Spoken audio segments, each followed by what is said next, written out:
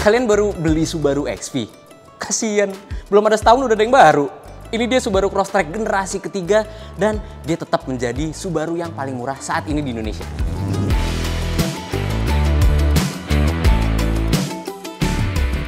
Oke, sebelumnya kita mau jelasin dulu kenapa namanya jadi Subaru Crosstrek, bukan lagi Subaru XV. Jadi secara nomenklatur atau penamaan, Subaru Crosstrek itu berawal dari pasar Amerika Serikat atau Amerika Utara yang namanya itu Crosstrek. Nah, sekarang mulai disamain semua jadi Subaru Crosstrek secara global. Jadi udah nggak ada lagi Subaru XV ya, so bye-bye XV.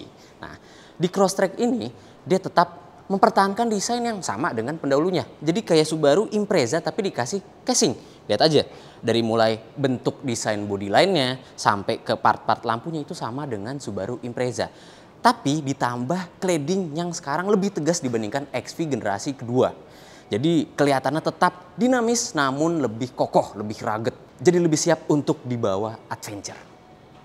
Nah, karena Subaru Crosstrek ini masih mempertahankan DNA adventure dari sebuah Subaru, lampunya masih dilengkapi teknologi steering responsive headlight yang artinya kalau setir belok ke kanan ke kiri, lampu depannya ini ngikut. Jadi cahayanya tetap adaptif. Nah, terus dia juga dilengkapi dengan headlamp washer sehingga kalau kalian main kotor-kotoran, misalkan kena lumpur, lampunya bisa dibersihkan dengan headlamp washer ini. Jadi tetap cahayanya terang. Oke, bahas ke bagian sampingnya. Kelihatan ya kalau misalkan Subaru Crosstrek ini masih mempertahankan ground clearance-nya yang tinggi, 220 mm. Ini yang paling tinggi di kelas si Subaru Crosstrek ini ya, dibandingkan dengan kayak misalkan Creta atau HR-V. Crosstrek masih tetap yang paling tinggi, 220 mm. Untuk profil bannya sendiri, Crosstrek menggunakan ban Falcon dengan profil 225/55 dengan lingkar velg R18. Nah, dia juga sudah dilengkapi dengan rem cakram di depan dan juga belakang. Oke, terus juga ada detail yang tentunya ingin kita highlight juga, yaitu ventilasi di bagian sampingnya itu beneran bolong ya. Jadi bukan cuma cetakan waffle aja. Oke, terus juga detail dari desain si Crosstrek yang terbaru ini juga terdapat pada bagian roof railnya. Yang dimana kalau misalkan di generasi kedua yang XV, itu tuh roof railnya dibuat mengikuti desain garis bodi, sementara yang ini tuh kok dibuat kaku. Kenapa? Karena ya Subaru ingin memperlihatkan bahwa si Crosstrek ini lebih kokoh dibandingkan dengan XV yang sebelumnya. Tentu juga kokoh tersebut bukan berarti hanya sebatas di bagian desain saja, karena bagian sasisnya itu juga dibuat lebih kokoh. Nanti kita bahas ya saat kita mengendarai si Crosstrek ini. Beralih ke bagian belakang, ya desainnya masih sama kayak Subaru Impreza, generasi terbaru. Tapi dengan ditambahkan casing, sama kayak yang bagian depan juga ya, sama. Nah, dia juga sudah dilengkapi dengan defogger di bagian belakang dan tetap menempelkan stiker Made in Japan yang tentunya Crosstrek ini memang dibuat di Gunma, Jepang. Oke, sekarang kita coba buka aja bagasinya yang memang belum ada motor elektrik sama sekali. Dan dia itu bagasinya lumayan tinggi, jadi memang kalau untuk ngangkat-ngangkat barang ke bagasinya memang agak merepotkan. Juga dia tidak memiliki kapasitas yang luas. Tapi walaupun begitu ya cukup untuk penggunaan daily atau sekedar membawa alat-alat camping, alat-alat bertualang, itu masih cukup. Ya yang penting masih dikasih partisi lah ya untuk menutupi barang bawaan kalian di bagian bagasi. Oke, mungkin alasan Subaru tidak memasang motor elektrik di bagian bagasinya itu karena ya mobil ini dikhususkan untuk berpetualang yang membutuhkan waktu untuk menghemat ya tenaga dan sebagainya. Jadi kalau misalkan kalian buru-buru, misalkan mau ngambil sesuatu di bagian bagasi, lagi kondisi hujan atau misalkan perlu waktu yang gesit, kita langsung buka aja bisa, jadi nggak perlu menunggu waktu lama untuk motor elektriknya ngebuka bagasi. Jadi gampang untuk dibuka tutup. Dan masih mechanical. Gampang rawatnya. Oke, sekarang kita ke bagian interior. Oke, sekarang masuk ke bagian interior Subaru Crosstrek. Ya, memang dia memiliki desain yang baru. Lebih simple, lebih enak dipandang. Tapi tetap aja ya, Subaru tuh kebiasaan desainnya tuh tetap bertumpuk-tumpuk. Dari dashboard ke door trimnya itu tetap bertumpuk. Kayak XV sebelumnya, cuma lebih simple aja gitu. Ini kayak bahan-bahan penggunaannya juga. Ini soft touch, ini hard touch. Terus ini ada aksen karbon, ini soft touch, ini satin silver. Banyak banget bahannya. Ya walaupun begitu tetap kelihatan mata tuh nggak mentereng ya. Tetap simple. Lebih bagus emang, tapi ya Subaru is Subaru. Dia tetap mempertahankan fungsi dibandingkan estetika. Nah, ketika kita masuk ke Crosstrek ini, ada fitur driver monitoring system yang dimana fitur ini memperhatikan muka pengendaranya dan bisa menyimpan hingga 5 profil pengendara. Dan salah satu fiturnya itu adalah DMS ini memberikan warning atau peringatan jika pengendaranya ini tuh meleng dari jalanan. Kayak misalkan kita nengok dikit nih ke belakang gitu. Terus Subarunya ini bakal ngasih peringatan. Woi, jangan meleng gitu. Tetap perhatiin jalan. Wih, perhatian banget ya si Crosstrek ini. Nah, bahas soal panel instrumen ya tetap Subaru Crosstrek mempertahankan panel instrumen dengan komposisi yang sama dengan Subaru XV sebelumnya. Dia masih memiliki panel instrumen gabungan analog juga digital. Jadi speedometer dan tachometer itu masih jarum, sementara multi information display itu masih digital full color. Oke, berpindah ke bagian setir, dia masih dilengkapi dengan pedal shift. Dan di bagian kanan itu ada pengaturan adaptive cruise control juga mode berkendara sport dan intelligent mode. Nah, sebelah kirinya itu ada tombol pengaturan untuk multimedia. Kayak misalkan untuk next track, ngatur volume, ngatur source media, bluetooth, segala macam itu ada di tombol sebelah kiri, bagian setir. Lalu ngomongin soal tuasnya nih, yang kebiasaan Subaru ya. Kalau sen itu di sebelah kiri, sementara wiper itu di sebelah kanan. Karena ya Subaru itu laku di Amerika. Jadi ngikutin format yang paling laku lah pasarnya. Tapi tetap ini made in Gunma, Jepang. Ngomongin soal artikulasi setir sama joknya, Subaru Crosstrek ini memiliki posisi yang enak ya. Jadi artikulasi setirnya itu banyak. Dia bisa tilt and telescopic. Tuh, jadi bisa dinaik turunin, maju mundurin. Bisa menyesuaikan postur badan apapun. Terus pengaturan joknya udah elektrik di bagian depan aja. Dan di bagian pengendara itu khusus ada lumbar supportnya. Sementara bagian penumpang itu belum ada memang. Tapi hal yang ingin kami highlight itu adalah development dari si kursi depannya ini ya. Di bagian depannya ini. Itu tuh ngedevelop, mungkin kalian pikir ngedevelop, oh mungkin bareng Sparco, oh mungkin bareng sisi motorsport lain. Enggak. Ini ngedevelop itu bareng dunia kesehatan.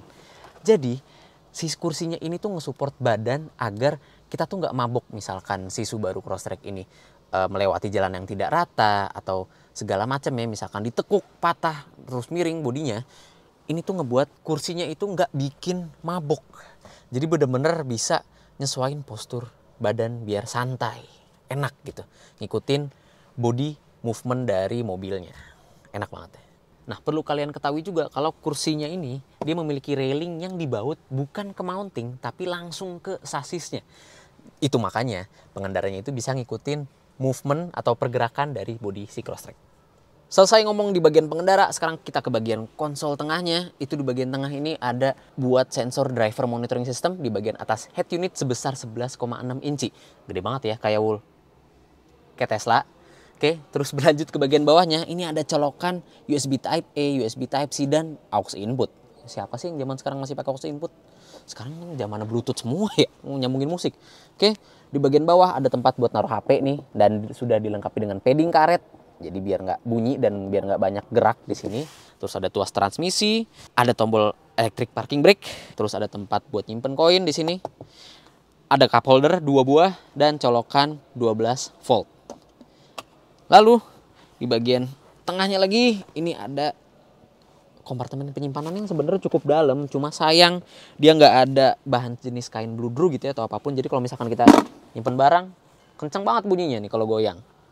Nah, di bagian atas kita disuguhin sama fitur auto dimming di spion tengahnya, terus ada eyesight yang paling baru, ini yang udah paling update, sama ada tentunya sunroof. Nah, tombol di sini pembukaan elektrik, tapi untuk cover penutupnya dia masih manual. Jadi gampang untuk buka tutup.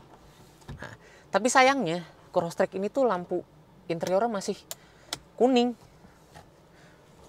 Sampai ke pengendara semua. Sampai ke penumpang juga. Ya, udahlah ya, itu cuma detail kecil. Nah, sekarang kita coba nyalain head unit yang ukurannya gede ini ya, 11,6 inci. Oke, kita nyalain aja. Subaru Starling. Starbucks keliling. Enggak ya. Nah, karena dia multifunction displaynya itu di atas udah nggak ada lagi. Sekarang nyambung sama si information display di head unitnya nih. Jadi di bagian atas, kalau kalian mau tahu X mode-nya, sekarang ada di head unitnya. Tuh, jadi bisa diganti di sini. Tuh, wih. Jadi gampang sih sebenarnya. Cuma walaupun udah bukan tombol fisik ya, tapi ya at least masih gampang untuk dijangkau. Dan kalau setiap kali kita sentuh, dia ada suaranya. Walaupun bukan haptic feedback ya. Jadi nggak getar sama sekali. Agak sedikit ngeraba. Oke, di bagian bawahnya ini ada untuk aplikasi segala macam. Jadi multimedia, radio, peta, aplikasi, informasi mobil, sama setting. Di bawahnya ada climate control. Dan Crosstrek ini sudah dual zone ya. Pengaturan fan speednya ada di bagian layar sentuh. Sementara untuk pengaturan suhunya masih tombol fisik. Oke. Nah, terus mungkin kalau di Subaru XV kemarin tuh ada yang nanya ini ada icon NFC berarti bisa buat ngecek flash atau e-money dong? Bukan. Jadi di Subaru ini logo NFC itu cuma buat pairing ke smartphone aja. Jadi biar memudahkan kita kalau mau pairing tinggal tempelin HP di sini itu bisa langsung pairing, nggak perlu nge-scroll HP, setting, buka gitu segala macam, jadi cepet nyetingnya. Nah, kalau misalkan nih ya kita tunjukin, kita coba tapping di flash di sini ya, tetap nggak bisa karena emang nggak ada aplikasi untuk ngebaca flash dan e-money juga. Oke, sementara untuk tombol-tombol sendiri, tombol volume di bagian kanan, sementara tombol tune radio ada di sebelah kiri. Lalu ada tombol defogger, front sama belakang, dan tombol climate zone. Dan ternyata walaupun di bawah sini nggak ada tombol auto hold, ternyata auto holdnya tuh ada di head unit. Ada di bagian ini nih. Tuh, tinggal nyalain. Jadi udah ada auto hold ya, nggak cuma electric parking brake aja. Oke, sama ya, tombol SRH itu udah bukan di sebelah kanan lagi, udah bukan tombol fisik lagi, sekarang ada di tombol bagian. Nah, jadi pencet yang ini nih, icon mobil. Nah, pencet yang icon mobil, tinggal nyalain, matiin aja di head unitnya. Ya, berganti sih jadi tombol fisik ke tombol touchscreen. Agak sedikit nerawang, tapi ya oke, it's okay.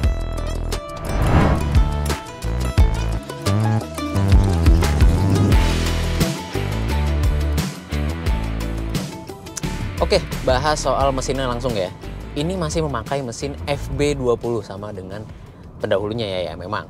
Dia mengeluarkan tenaga sebesar 156 PS dengan torsi 196 Nm.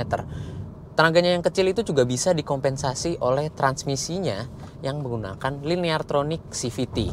Ya memang masih sebuah transmisi CVT. Yang kalau misalkan kita gas nih ya, ada delay sedikit di awal saat kita kick down. Walaupun memang delaynya itu nggak berasa lama kayak CVT konvensional kebanyakan. Jadi ini tuh delaynya lebih cepat dibandingkan CVT mobil kebanyakan.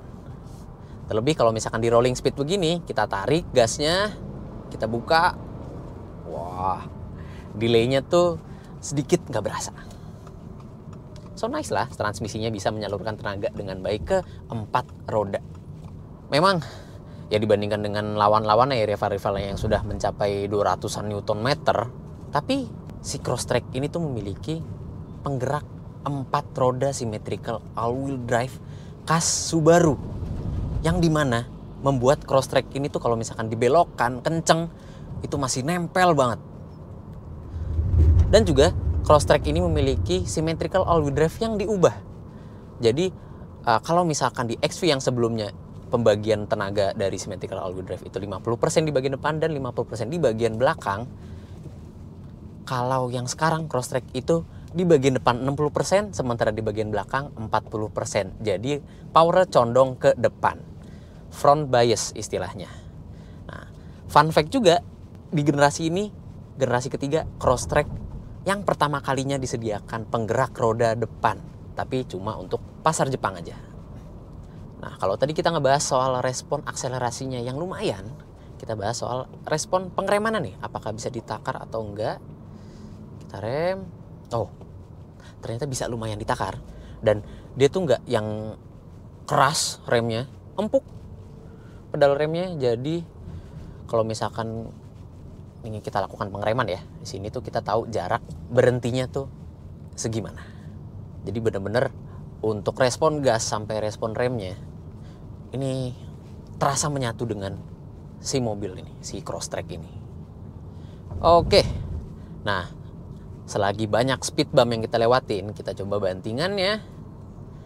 Kita hajar di 40 km per jam. Ini agak tinggi ya speed bumpnya. Dan ternyata terasa memang travelnya tidak terlalu jauh dan reboundnya juga cepat, tapi ini membuat Crosstrek stabil dalam kecepatan tinggi.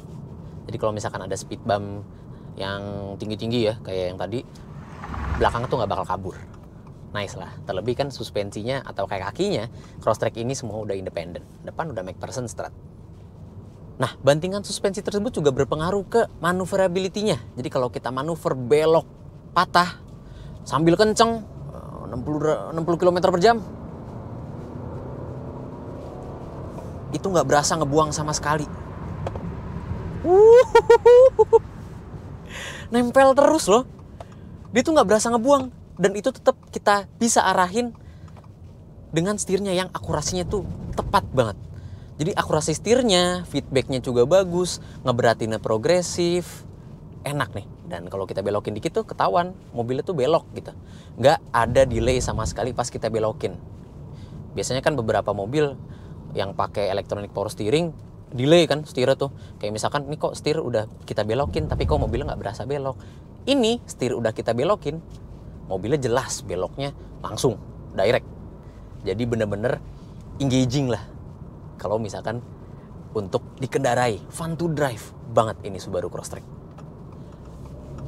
Memang manuvernya yang lincah tersebut, tentu kita bisa berterima kasih kepada penggerak roda dari Subaru ya. Ciri khas Subaru yaitu symmetrical all-wheel drive. Walaupun memang menjadi front bias 60% di bagian depan, tapi tetap karena ada tenaga yang disalurkan ke roda belakang sebesar 40%, jadi mau manuver lincah zigzag begini asik banget. Ditekuk-tekuknya ini mobil tuh masih nyaman. Terlebih mungkin ya karena dia udah jadi front bias, tenaga semuanya paling gede itu di bagian depan, jadi efisiensi penggunaan tenaganya lebih irit dibandingkan XV yang sebelumnya.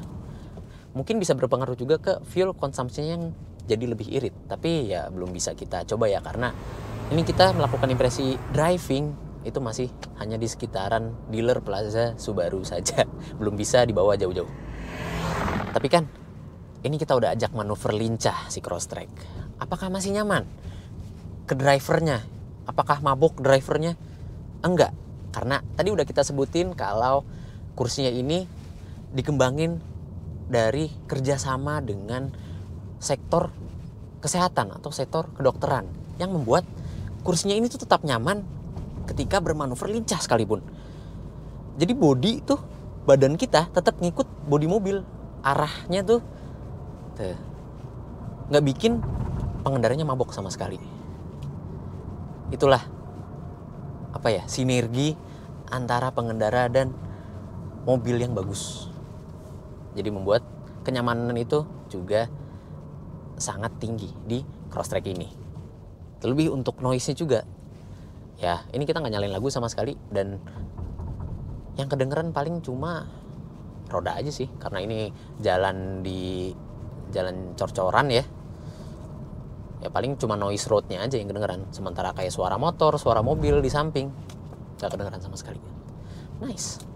Oke, kalau ngomongin soal teknologinya ya, tentu karena ini adalah Subaru Crosstrek generasi terbaru, generasi ketiga, dia sudah dilengkapi dengan ADAS yang Subaru namakan EyeSight. Nah, di EyeSight ini ya tentu sudah lengkap ADAS-nya. Adaptive Cruise Control, ada Lane Keeping Assist, ada Lane Departure Warning, ada. Pokoknya lengkap. Sebenarnya bisa berkendara otonom, tapi sayang kita belum bisa coba ya, karena belum bisa kita bawa jalan jauh. Jadi, sementara hanya bisa kita sebutkan saja.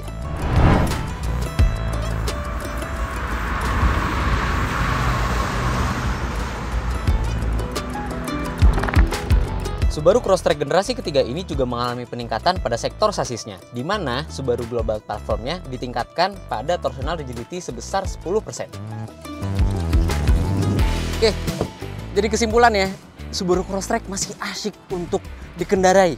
Dia masih mempertahankan symmetrical all-wheel drive, masih mempertahankan fitur EyeSight, terlebih peningkatan di sektor kenyamanan seperti kursinya yang sudah kerjasama dengan bidang kedokteran, terus mesinnya yang udah direduksi getaran sama vibrasinya, itu membuat Subaru Crosstrek mengalami peningkatan yang tentunya signifikan dibandingkan dengan XV generasi kedua yang sebelumnya sudah dijual di Indonesia. Jadi kesimpulannya, ini Crosstrek tetap asik untuk diajak berpetualang, mau bawa ke jalan yang mulus sekalipun, dibawa lincah, dibawa manuver gesit, dibawa ke jalan rusak, tetap nyaman. Oke, jadi dengan harga yang cuma beda 50 juta dengan XV generasi kedua ya. Kalian yang memiliki XV yang sebelumnya, nyesel nggak sih beli? Belum ada setahun udah ada Crosstrek yang baru. Oke, itu saja sekian dari Autorite Max. Untuk impresi pertama kita mengenai Subaru Crosstrek. Jika kalian suka dengan konten ini, klik like, subscribe, dan tekan loncengnya untuk mengetahui video selanjutnya dari Autorite Max. See you!